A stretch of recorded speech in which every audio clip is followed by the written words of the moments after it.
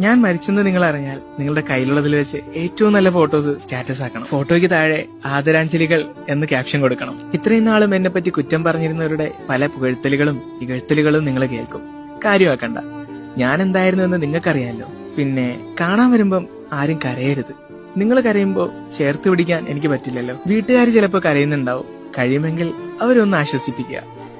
പള്ളിക്കാട് വരെ എനിക്ക് കൂട്ടായിട്ട് വരിക. പിന്നെ അവസാനമായിട്ട് ഒരു പിടി മണ്ണ് എന്റെ മേലേക്കിട്ടിട്ട് തിരികെ പോവുക. എന്നാലും ചിലരുണ്ടല്ലോ, ഞാൻ മരിച്ചതറിയാതെ പുതിയ പോസ്റ്റുകൾക്ക് വേണ്ടിയിട്ട് എന്റെ സ്റ്റോറികൾ കാണാനായിട്ട് കാത്തിരിക്കും. പതിയെ അവരും മറക്കും. എല്ലാം കുറഞ്ഞ് പേജ് നിശ്ചലവുമാകും. 24 മണിക്കൂറിന് ശേഷം നിങ്ങളുടെ സ്റ്റാറ്റസുകളിൽ നിന്ന് ഞാൻ മാഞ്ഞു പോകും. ഗ്രൂപ്പുകളെല്ലാം ആദരാഞ്ജലികൾ കൊണ്ട് നിറയും.